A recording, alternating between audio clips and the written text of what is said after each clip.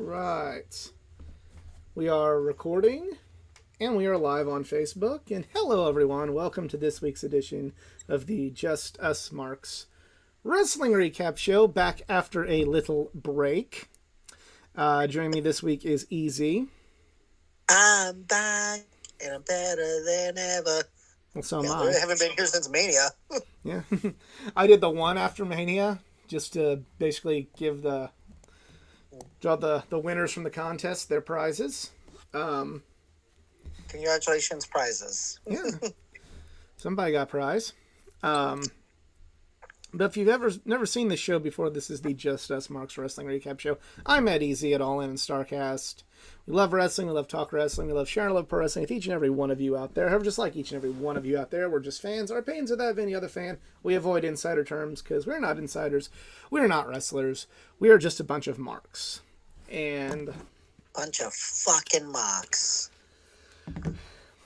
yeah, starting. I didn't watch SmackDown this week.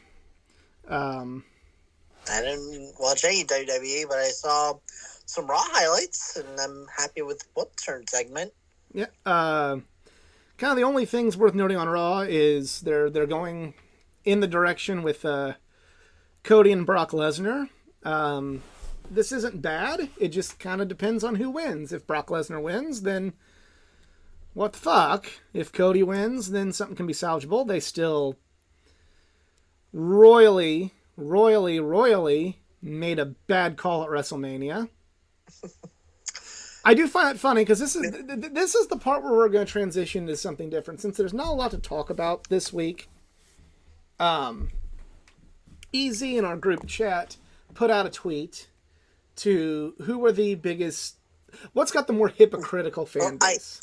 I found a tweet that was asking who are the biggest hypocritical fans in wrestling between WWE and AEW, and there's two sides to this. Yeah, so I figure like this, because I'm going to want to have my answer, I'm going to have a point with this. This would be a good launching point into that discussion, and I'm going to let Easy go first. All right, so when I first saw this tweet, immediately I would say, like, maybe the WWE fans, but then I would also think, you know, the AEW fan base are also far beyond perfect as well. And frankly, I just think both sides are hypocritical from when one company is gaining big profits. You know, they'll be like, haha, we're still like the number one best place for wrestling, even though I'll jokingly say you're not wrestling, you're sports entertainers. And then when AEW, they'll have a great week. They'll be like, we're having the best pro wrestling week ever. But when one company will just have a bad week or so, the other fan base are going to be saying, like, you guys suck, we're the best. And then it's vice versa. The AEW has a bad show, and we have seen some pretty bad shows. And then the WWE marks will go out of their way to saying, like, oh, we're the best. And I think especially the biggest hypocrisy one is, like, Cody going back to the WWE, AEW fans calling him a traitor or something because he helped, build AEW. And then, Cody losing at Mania and the AEW fans just, saying, like, Cody lost, told you so. It's like, frankly, I'm just like, who gives a shit? Cody went in WWE, okay, cool, good for him. He didn't win Mania.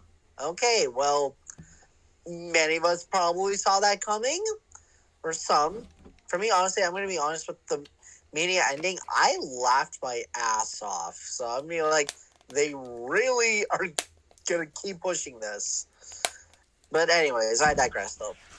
But frankly, I found that both fan bases are just hypocritical to their faults.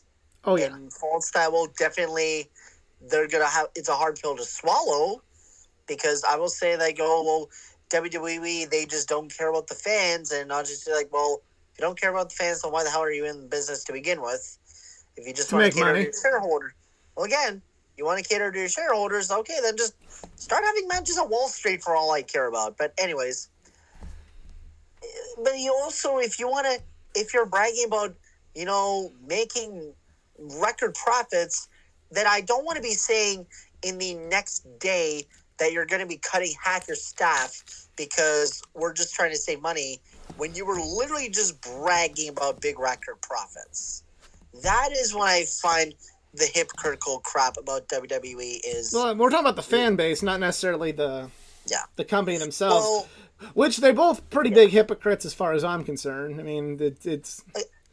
I put more of the hypocrisy on what happens behind the scenes rather than with the fans, because both... But the tweet was about fans, not the companies. Fair enough. So sorry if I went off topic a little bit, but I would say both sides are equally in fault for their hypocrisy. Whether AEW, the fans, are just bragging that this was the best week ever. I love pro wrestling. Tony Khan, Booker of the Year, which of this year, no, not the moment. He is. But, yeah, he is. Did you not see the bangers that took place? Yep. But still, I'm like, there have been times even Triple H might take that crown as being like Booker of the Year. It's just my one. I think he lost his Booker of the Year crowd with his swing and a miss at WrestleMania. Sorry? He lost any hope to me being anything of the year with his WrestleMania call with Cody Rhodes. Like, that was the easiest layup in wrestling. And which, by the way, I liked night one way more than night two. I think everybody did. But and also Bianca Belair, entrance of the year. I don't care whoever does anything else. Bianca was awesome. For me, see, with there's hypocrisy on both sides. But for me, like, the WWE fans are just kind of... WWE fans are kind of like Kyle Busch fans, or, and you're going to be upset with me saying this, Alabama fans. I'll accept the hypocrisy. Yeah, they're just like, it doesn't matter. I would say the same thing about Notre Dame football. But they're like the ones where they just, like, it doesn't matter what they do. They go, okay, we won. Go, pick one and suck it. Doesn't matter. Pick one and suck it. We're the best. Hey, you didn't do this thing right. Okay, well, we have won however many championships, or we won however many races. Fuck you if you disagree. And that's just what they're about. They don't care. They don't put any sort of ethical standard up to their fandom. They just go, we're the best. We're in business. AEW might go out of business. We might do this. We had, how many $1 billion did WrestleMania drawn in revenue? Go fuck yourself. Doesn't matter, about all these, like, gray area rules that Alabama may exploit. We won the national championship. Go fuck yourself. I don't care. None of your ethics win championships. Our lack thereof mean nothing because we're the champions. Kyle Busch, my lack of ethics, and they're his fans. Our lack of ethics got us 2 championships and a bunch of race wins. Your driver didn't get it. Go fuck yourself. And that's how I see the WWE fans. They're pretty shitty people, but they're just like, yeah, and we make more money in AEW, and go fuck yourself. And they're pretty consistent about it. Are there some times where they, when Cody Rhodes was with AEW, they, thought he was a reject from the big time, and then now that he's in WWE, he's like, man, nobody has a good guy like we do now. Yeah, so there's hypocrisy from the WWE. The biggest hypocrites to me, and I guess it's just because I see more from them, are the AEW fans. And that brings us back to our original topic of Cody Rhodes. And I've said this 1,000 times, and for the sake of this argument, and anybody who might be watching this show for the first time, I'll say it again. Y'all said Cody could get off my TV. I'm gonna pull up some quotes I have about Cody Rhodes from his last days in AEW. AEW has outgrown the need for Cody Rhodes. The company has surpassed him. Let's get him off TV or in a backstage role, because quite frankly, there's nothing worth keeping with him. End quote. Unless Cody Rhodes wants to go to dark, he has no business being on a program with the best wrestlers in the world. End quote. Cody Rhodes should retire because he was never actually that good. If he wants to be a brand ambassador, that's cool. Keep him as far away from an AEW ring as possible. End quote. So he did exactly what you wanted him to do. He left. So what was he supposed to do? Just quit and not wrestle ever again? Is that what you want him to do? If he can't do exactly what we, the smart, awesome, better than everybody else AEW fans want, then he should just not be involved in wrestling. Go home and be a father and a husband and never wrestle again. Just get off of our TV, because we got the good wrestlers, y'all. Well, he got off your TV and went to a place whose fan base appreciates him. And I know what you're going to say now. Sheep. Stupid wrestling fans. They don't know what good wrestling is. And, okay, that's your opinion. I have plenty of opinions on what goes on in AEW. So, last tweet. And this is kind of like saying, Cody should have just turned, word we don't use on this show. If he would have done that, then he could have stayed in AEW. He didn't want to.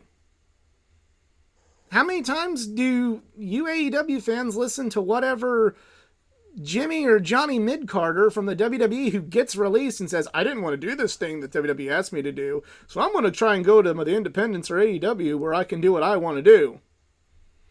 And you get behind that. Cody didn't want to do that because of the volunteer work he does. So he went to a place where being that sort of character is accepted. Hooray, it can be the blonde John Cena. Well, that seems to make him and a lot of children happy. Yeah.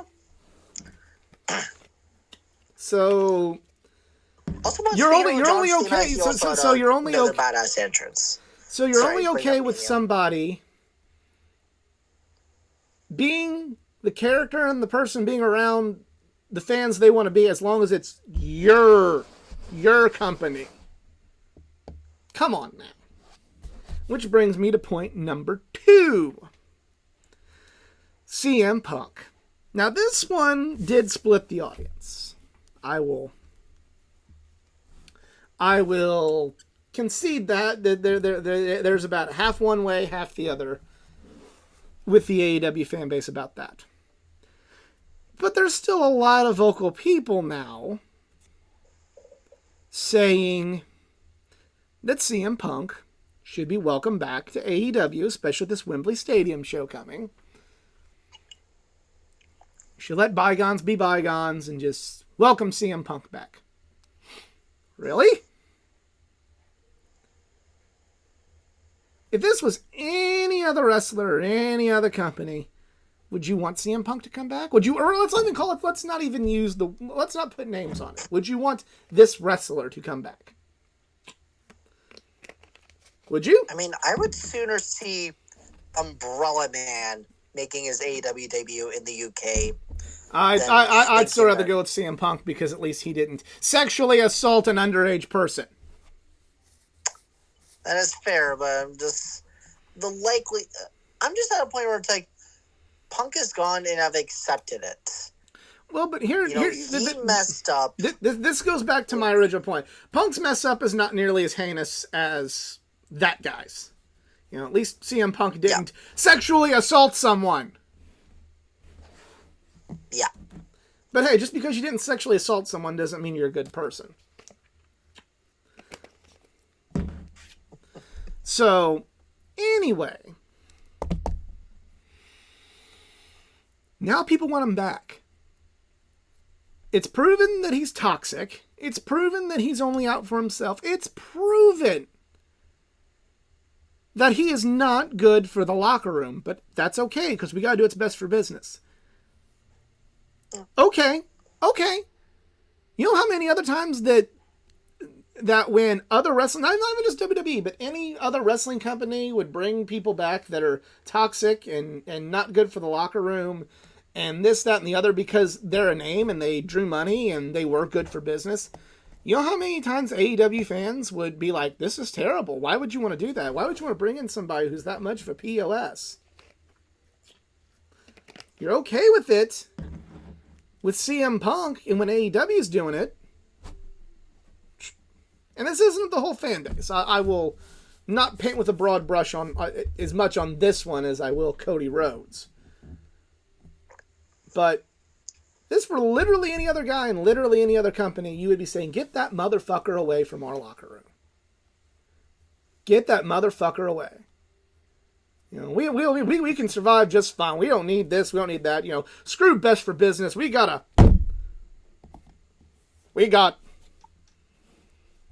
standard to uphold. You're okay with that standard being warped. What makes this any different? You know, fucking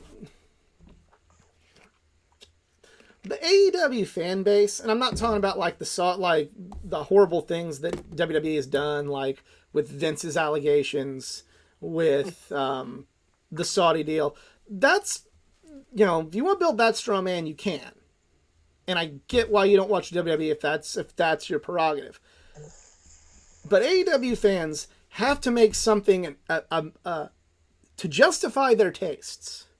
Have to make everything ethically okay. Cody Rhodes should, you know, going back to Cody Rhodes. Cody Rhodes should never won the TNT title because it's ethically wrong for the EVP of our company to win the title. That sends a bad message to the wrestlers, and a bad message to everybody that an EVP is winning a championship. A few months down the road, the Young Bucks win a championship, and there's no ethical issues with an EVP winning those. With those, or should I say, with those EVPs winning that. Month after that, Kenny Omega gets a year-long world title reign, and there's no ethical issue with that EVP. Just say you don't like Cody Rhodes and you like Kenny Omega and you like the Young Bucks. You don't have to make it a matter of ethics. Just say you like CM Punk and you don't care how toxic he is. I want an entertaining TV show and CM Punk entertains me. And if he pisses off Eddie Kingston and Kenny Omega and the Young Bucks and, you know, all these different things, who cares? I like CM Punk. There's no... Not everything's a matter of ethics. It's a matter of taste. Your tastes are those wrestlers. Just admit that your tastes are those wrestlers. Don't try and find a way to sound superior to somebody for liking those, or for wanting this thing. Just go, yeah, I don't care. Lean into your inner Kyle Busch or Alabama Crimson Tide fan and go, I don't care. I like him. And if AEW fans would do that more, to me, they'd come across less hypocritical. If they just go, hey, here's what we are. I don't like X, I like Y. So therefore, I am okay with Y and not X. There you go. Simple.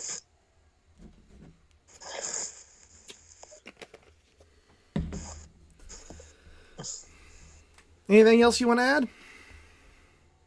Not really, because, like I said, sound just quiet, because I just enjoyed listening to what you said, but it's like, I'm just kind of at the point where it's like, I'm over it. Like, the All Out incident, or Brawl Out, whatever you want to call it, it has happened months ago, and I'm just honestly just moving forward with what AEW said, and, you know, if you want to know what I truly thought, you know, go find our episode where we're talking about All Out. It got a lot of views. Yeah. Those are my points. And honestly, it felt like, you know, my trust was a little bit broken because I have looked up to this guy. And at some points I tried to look past, you know, his toxicity. But for someone who has survived being from a toxic relationship at one point during college, which completely sucked, you know, I just move forward and I just don't really look back at it and thinking, you know, what could have been, should have been. But it's like, frankly, it's like, I just don't care anymore. All right. Other big news from WWE we haven't talked about. Trish Stratus went to the dark side. Thank God. I like this move. You know, you don't always see. They revere so many legends. So I like the fact that they're doing this to help make the storyline with her and Becky more interesting. So yeah, to me that's something, you know, other than when Edge formed Judgment Day, but Edge was still actively wrestling quite a bit. Usually the one and done legends don't do that. So the fact that they're doing this with Trish to me is good. This is refreshing. It's proof that you can do this instead of just bringing in a legend to be on the good side and I'm gonna wrestle so and so and we're gonna have a banger of a match for all you wonderful fans. Like, they're actually saying, like, nope, I'm bad now. And I like it. Something does seem off thinking, like, yeah, I'm the one that attacked Lita, but I don't know if they're going to change something. But frankly, if I was, like, creating the story, I would actually rather have the rarity of Trish and Lita teaming up and them being the bad guys, or the bad ladies in this case, by letting everyone know it's like, your current, like, I guess, like, generation, you had it easy, and Trish made some valid points saying, I was like the headline for women's wrestling when there wasn't even a headline for women's wrestling, which, like, I mean, yeah, she is the fucking trailblazer out there. So I don't care how many times Charlotte gets so many damn reigns, Trish is always going to be the GOAT of women's wrestling. Like, she was the true, like, glass breaker to making it way better than it was. I agree. You got to give some credit to Victoria and Lita and. Oh, of course, there was others, like, yeah, Lita, Jazz Victoria, Jackie. God, who else am I missing? Oh, and of course, the late great Chyna. Molly Holly. Okay. I didn't grow up with the Attitude Era, okay? This is after the Attitude Era. I'm trying to, like, name as many as I could, but sorry, Trish is my girl. All right, so that's WWE this week. I didn't watch SmackDown. Now it's time to light the fuse and bring the boom and talk about Dynamite. Which was in Britsburg. It was. But it started off with Jungle Boy Jack Perry starting the show with a promo with all of the pillars. This wasn't bad, but it just felt like... It seemed like that the microphone was quiet, so I don't think a lot of the fans heard. And the fans didn't seem to be really into it, and that was disappointing. Well, I couldn't tell whether, like, the fans were just quiet or did someone just try to mute the crowd, because even when, like, later Baker came out into the show, it didn't sound like she got that much of a loud ovation or so. I don't know. Maybe it was just me, but maybe the crowd was different, but still. If they did mute the crowd, that's a bad call for AEW, because they're the ones that really, hey, listen, hey, who, and this is the part where I do agree, even if I don't like what's going on or don't like the match myself, when they go, hey, the people in attendance liked it, so they're doing something right, like, I can't argue with that. Like, other than just me staying true to myself and going, I didn't like it because I don't like this team or this wrestler. Yeah. So if they did mute the crowd, that's a bad way to do things. And then, but the segment itself was pretty good. Jungle Boy is just not on Sammy and Darby's level as far as mic skills go. I hate to say that because I like Jungle Boy, but no. Well, he could always rebrand himself and just be mute like The Undertaker was for a bit. Or just, like, rarely give promos, but... I feel like in this day and age, I know some people go like, it's not about the promos, it's about the wrestling. No, it's about the promos too. If you can't, even in AEW, if you can't talk, you're not on their level. And I hate to say it about Jungle Boy, because I am a fan, but he's really come out of this whole thing looking like the last, I mean, he's. the bottom of the pillars. I mean, he is a bit better than he was when he first started out. I'll give him that much for credit. So. But Yeah, definitely not as good as the Sting promo from last that little week. promo war there. I felt like, wow, he's getting ruthless here. Wasn't as good as the promo last week with Sting. That was great. Yeah.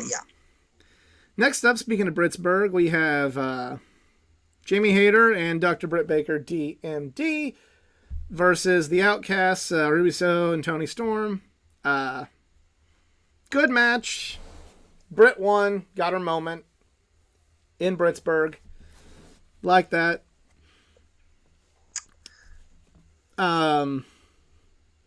Renee Paquette interviewed Wardlow, and he introduced his new manager, Arn Anderson. Which did not see that coming. No, but I'm for it because Wardlow can do an okay promo, but having Arn Anderson around would make it even better because Arn still can talk. Yeah. And as we learn later on the show, can still out pop quite a bit of the roster. And out Glock. Yeah. Also, and I got to give one massive Botchamania moment to Renee Paquette for saying that we were in Wardlow's hometown, which, if you don't know your geography, ladies and gentlemen, Wardlow's from Cleveland. By saying that your hometown is Pittsburgh and don't ever do that. It's like saying, oh, it is so great to be in my hometown of Chicago. You were born in St. Louis, you dumb idiot. Yeah. Yeah, it's kind of like when... Or, yeah, I love my favorite football team. Great to be here in St. Louis. I love those Rams. That's what the team is, right? Yeah. Yeah, it's kind of like at the IndyCar race at Gateway last year. They went like, David Malukas gets a podium in his home, at his home track of Gateway, and he's from Chicago. It's like, no. Just because we're kind of still technically in Illinois does not mean that, no, this is not his home. No, we don't claim Actually, I got a better one. This is sports related as well. The Toronto Rock, which is a lacrosse team I actually used to follow as a kid, they now play in Hamilton, but they are still called the Toronto Rock. That is insulting to both cities of Toronto and Hamilton. And we have a massive football rivalry that makes college football look like high school. Pity. So just pointing out there. You don't know real football rivalry until you watch the Argonauts and the Tiger Cats.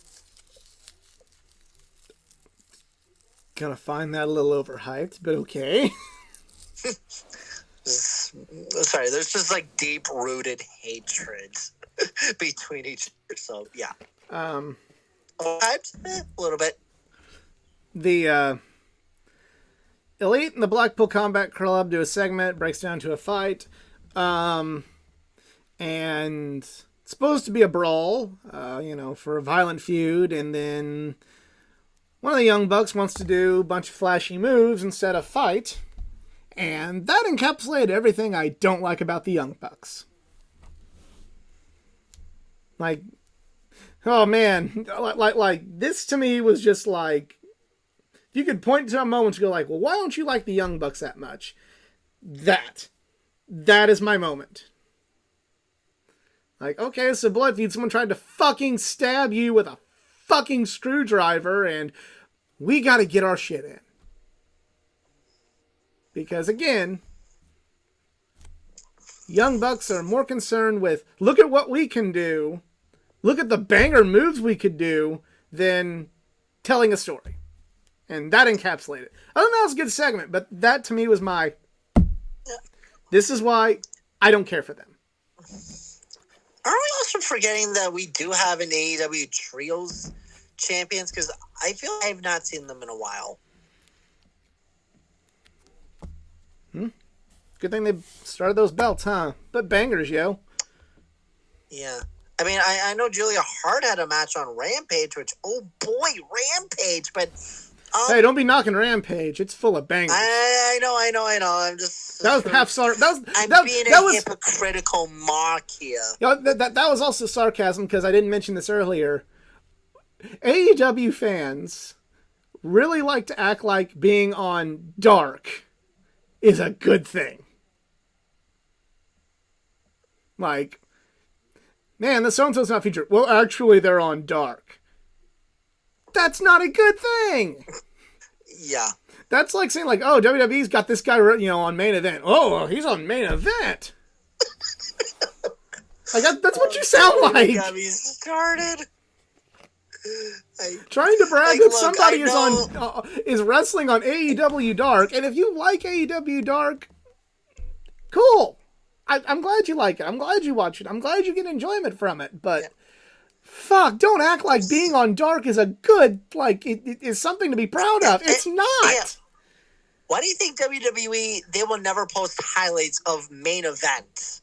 Which I don't even know if that's still even going. Like, maybe it is. I don't know. But if we want to get our attention about Main Event, WWE would make highlights about it. But no, they don't.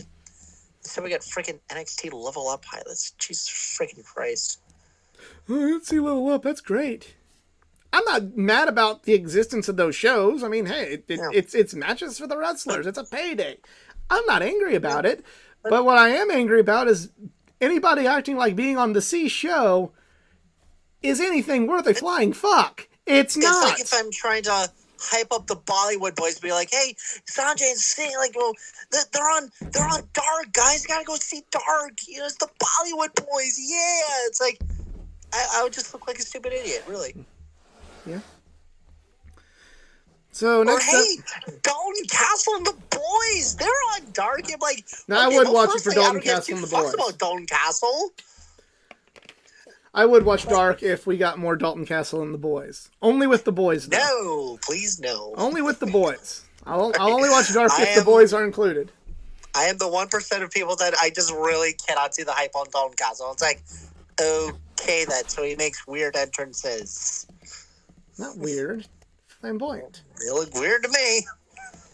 Channeling his inner Freddie Mercury. TNT Championship match next. Powerhouse Hobbs versus Wardlow with Arn Anderson. Wardlow wins.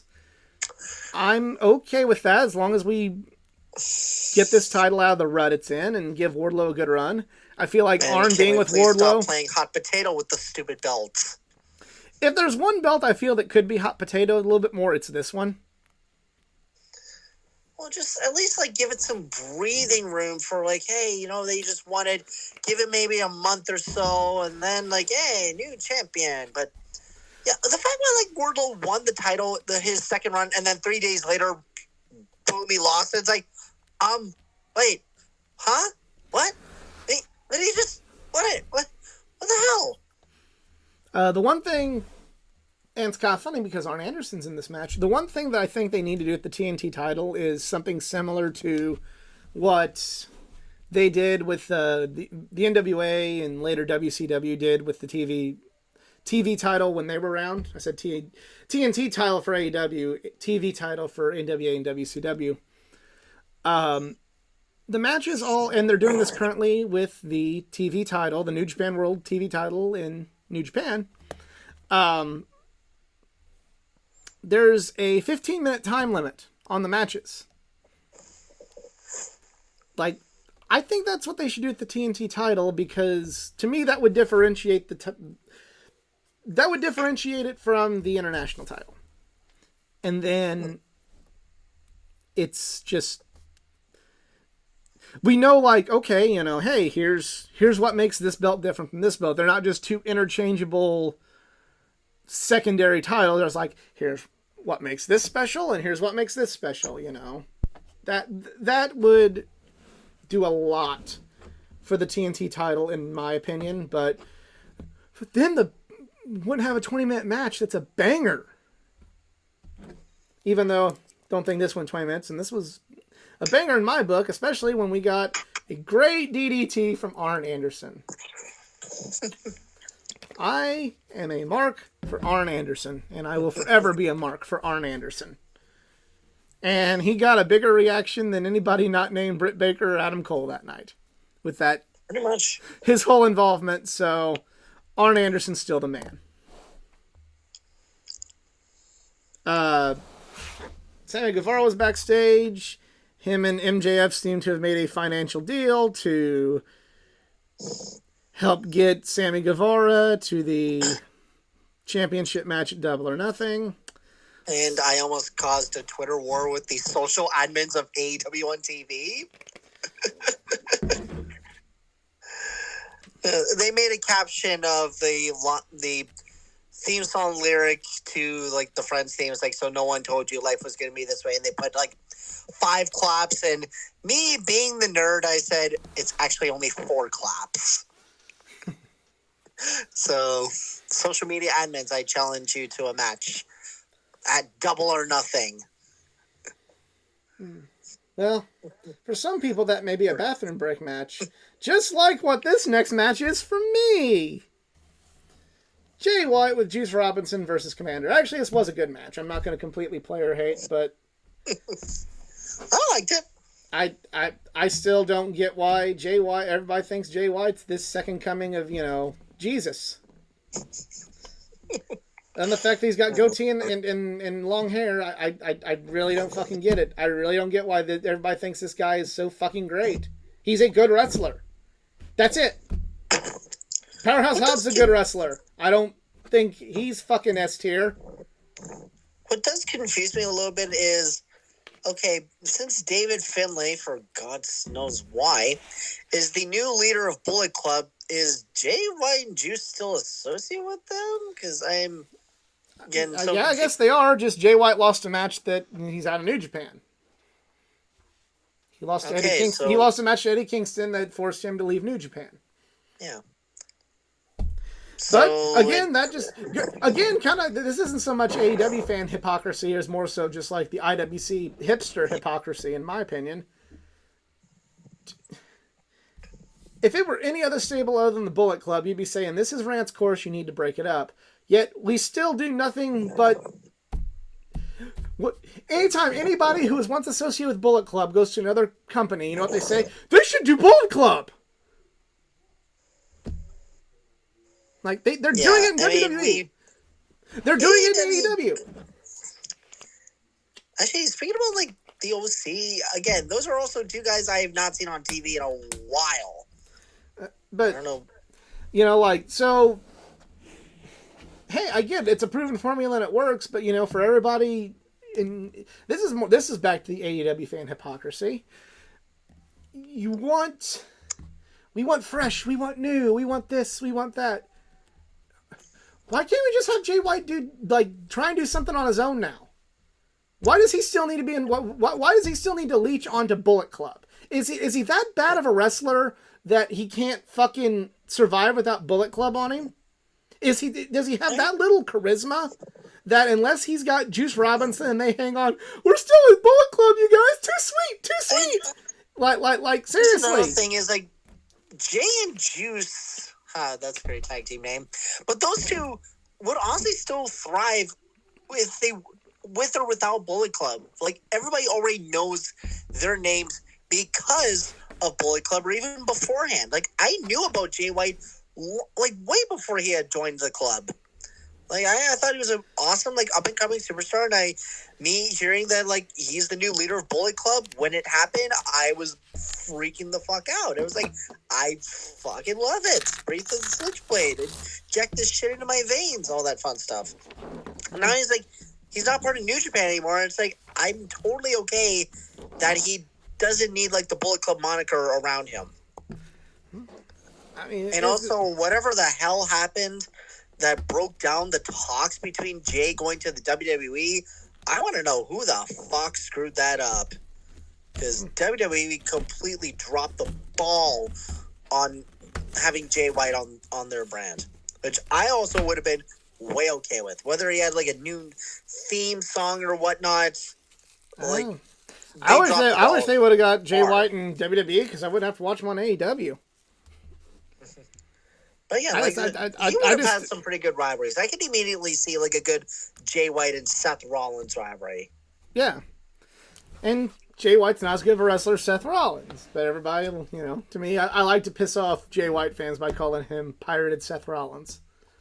It's like, it was a good match. I'm not going to say there's anything wrong with the match. I'm just saying, So like, okay, he's capable of having good matches.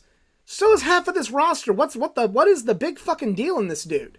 Why is he the one that when you say Jay White, you're like, fucking best ever?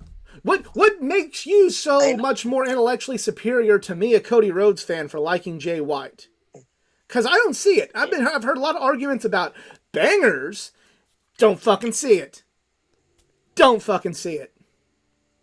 For me, it's like, I don't call him, like, obviously he's not the best wrestler ever, but I just like seeing him. He can be, a headline. And we both saw that at G1. And you joking on how many Jay White shirts that you saw on the ground, too. Oh, my God. If we were vlogging, Jay White was the headline. Jay White was... No. Jay White only headlined that fucking show because the Elite left. That's it. That show sold out because people thought it was going to be All In Part 2. That show sold out long before Jay White was a pimple on anybody's ass. Kata was the main event, too. Yeah. So Jay White rode coattails. Hey. I can throw out fun IWC little buzzwords that you have for the people you don't like, too. That show... Jay White had as much to do with that show being a sellout as Matt Taven did. Yeah, I fucking said it. No, I know. It's like, the less said about Matt Taven, the better. Yeah, I fucking compared Jay White to Matt Taven. And if you like Matt Taven, screw you. Don't fucking at me about what's good in wrestling, okay? Okay. I also hear Matt Taven in real life. He is not the best I hear he is a person nice to be around. guy, but he is the answer to the question that no one asked. Also, Jay Lethal should have won that fucking ladder match. Well, I didn't know about somebody being a predator at that time, so... Yeah. I would mention Umbrella Man, but I'll stick with the other third guy that should have won it. I think it's funny that like somebody on the front row almost got killed by a ladder. That was a bad botch moment there. FTR set up a match for Rampage where they tag team with Jay Lethal and Jeff Jarrett after Mark Briscoe had been attacked. Again, don't fucking at me about shit if you're just no. Okay, no, Jeff, just no. You're not going to convince me that Jeff Jarrett should be featured. No, you're not. You're not going to fucking do that. If you like Jeff Jarrett right now, may God have mercy on your soul. No. If this were a different company featuring Jeff Jarrett in this high role, you would be going, this is bad and you should feel bad. No, Jeff Jarrett. No. And also, Jeff Jarrett has gotten more TV time this week than the House of Black. Chew on that one for a little while. Yeah. Chew on that one for a little while. And since when I don't know if I missed something, because again, I've had like family here for like the last few weeks, which like last week was finally the first week I had freedom. But anyways, like, did I miss something from the last 2 weeks of Dynamite where suddenly Lethal and Jarrett are the heroes? They're like fake doing it. Okay. Letting people know or is this just the one-time alliance because Mark Briscoe? Yeah, and they're like kind of forging alliances with the good guys, but like we all know they're not good people. Just it's like no to Jeff Jarrett, and I don't even like hate Jeff Jarrett like other people do. I enjoy his podcast. I've met Jeff. He's a nice guy. Me too. He's not. Everybody wanted to say Cody should just settle into a backstage role. Jeff Jarrett to me needs to settle into more of a backstage role. He needs to be like kind of a veteran you bring in every now and again. He'll take the fall and then go back to helping the younger talent. That's it. Jeff Jarrett basically was the backstage guy for TNA during its heyday. Except for the fact that he won several world titles and halted the momentum of a lot of up-and-comers. You know, everything that they wanted to put on Cody Rhodes in AEW, Jeff Jarrett was actually doing in TNA. And also may or may not have ruined Kurt Angle's marriage life, but that's another story. Well, let's be real. Kurt Angle was doing a lot of drugs at the time. They didn't call him Perk Angle at that time for nothing. Yeah, that's the first I've heard that. Oh, dear, dude. Oh, go watch I know. Well, another episode for another day. Go watch the A&E biography on Kurt Angle, man. Oh, boy.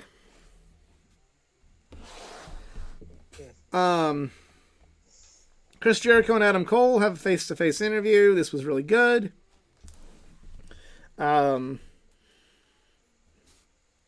Britt comes out, and then instead of having the JAS attack a woman, they have the Outcast come out and attack her. I thought that was a clever way of getting around that. That was good. I was like, wow. I did not see that coming. I thought this was interesting that, like, Britt, like, almost breaking character by calling Adam Cole by his real name. I'm like, what? I'm hearing that. Am I hearing that? What? It's like, this is when you know things are getting dead serious. I'm of two minds about that. Like, one, I get it because, you know, it is the smarter fan base and they want to add that realism. But then again, I also still have a little bit of an old school mentality of when we're on TV, he's not his real name. He's Adam. He's Adam Cole. Yep. You know, we're for 2 hours we're believing that this is real and that's Adam Cole. Yeah. I wouldn't be upset if she called him by his stage name because we're watching television right now. You know, I didn't expect you know, fucking Robert Downey Jr. in the Avengers to go, "Hi, Chris," and then, you know, instead of "Hi, Star-Lord," and then instead of going, "Hi, Iron Man," you know, "Hi, Robert." Or by accident, if someone is calling Kenny Omega Tyson. Yeah. So, the only time I'm okay with them calling somebody by their real name is if they have a stage name that's not like an actual name, if that makes sense. Like, for instance, the amount of times people have called The Rock Dwayne. That's okay now because that's what he goes by. But like I'm saying, like I'm going to go way back in time here. When Matt Hardy came back to feud with Edge in his debut, you know, his re-debut promo, he called Edge Adam. You know, Edge isn't a like normal sounding name, so him doing that, okay, that makes sense. Or if someone were to call CM Punk Phil, okay, we know his name's not actually CM. You know, those sorts of things I'm kind of more okay with because, when done sparingly, mind you, because it's like, okay, we know that Edge was not born and his mom went, "We're going to name him Edge." You know, but we might have believed that when Adam Cole was born, his parents went, "Let's name him Adam." So, that's just kind of, you know, I get we're the smart fans and we understand and we should know everything and that makes it sound good to us. Like, to me, like, I'm wanting to get invested in the story. Don't do that often because that kind of takes a little bit of my... I still want to feel it a little bit. And that kind of takes a little bit of the feeling away for me. Yeah. Which I hope this will turn into a banger at Double or Nothing. Like, this has a great, like, rivalry written all over. We'll see. I mean, this is the most I've ever liked Adam Cole in my life. Like I said, I've it's well documented. I've been kind of critical of Adam Cole, but especially when they kind of thrust him into the title scene, when I feel like Hangman could have used some stronger people, and I don't really think that, especially last year, I don't really think Adam Cole was strong enough to be in a world title feud and not bring the world title down. But right now, he's in a position where he isn't, and everybody loves him. And I like, I guess, we everybody could connect with Adam Cole after he was hurt, and this is a good thing. This is being done well, and I like it. Oh, and also, one other moment that I was kind of fearing, I hope they aren't going to do it, was if they had Jericho kissing an unconscious Britt Baker. I'd like to like what Randy did to Stephanie during his feud with Triple H. Yeah, times have changed, and I think. Which, thank God, no. I was think I'd like to think that they have enough boundary. self-awareness not to do that, but yeah. Like I said, I was fearing they were going to push some sort of boundary. The Acclaimed and Daddy Ass versus the Jericho Appreciation Society of Angelo Parker, Matt Menard, and Jake Hager. This was okay. It wasn't a bad match. It was okay. And finally we get to the main event. Sammy Guevara versus Jungle Boy. I like this match. And a lot of people are mad about this. I like the ending of it. I like the fact that Sammy won through count out. Like, a lot of people were pissed off about that, and that's me kind of going, congratulations! You're seeing how wrestling works. You're upset. Not everything's supposed to be a fucking banger. Not everything's supposed to have a big, epic fucking conclusion.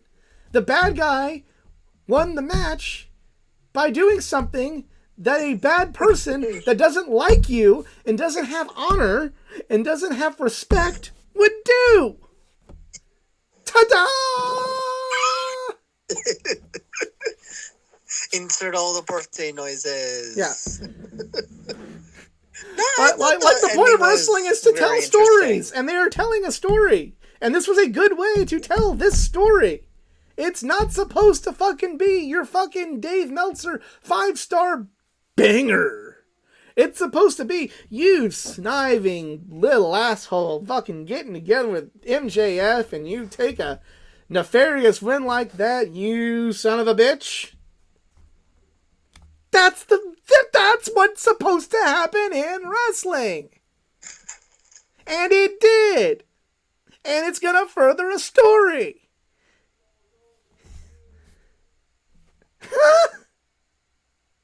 Not everything has to be your fucking little happy world of fucking, this was 20 minutes of high-flying 7 false finishes action. Sometimes you have something like this to get to Double or Nothing, and then you get that match. It's not brain science or rocket surgery, people. I don't know why I still get the feeling we're gonna get that 4 pillars match. I think we are too. I think somehow, some way we're gonna get there, and unless they just go with Darby and MJF. But I don't want them to go with just Darby and MJF now, because if they don't go with Adam Cole, I think Darby would be perfect to beat MJF. Like, I do want to see a 4 pillars title match. Oh, I do too. But like, if they don't want to give that away now, not give away, but obviously they're going to build into this because we have literally a month that they can, so nothing's out of the woods. I'm just saying if they don't go with that, I wouldn't go with just Darby now, because I think the week of Double or Nothing, that's when you make it say, all right, we're going to do a 4 pillars match.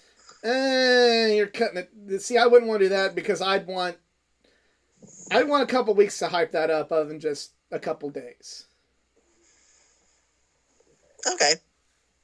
So if they do that the week of Double or Nothing, then there's from Wednesday to Sunday to hype that up. Yep. And then you also have a live Rampage on that Friday too. You just don't. You need at least 2 weeks to really sell that match. But yeah, if they just go with Darby now, I'm not sure how I feel about it because I don't think it's time for MJF to lose the belt yet. Oh. And I think that, again, if they don't go with Adam Cole as the person to beat MJF for the title, then they should go with Darby. But now is not the right time. Yeah. If it's not Adam Cole, I say Darby should win it at Full Gear. But that's just me. Yeah. But, yep. And, Rampage happened. That's about all I got.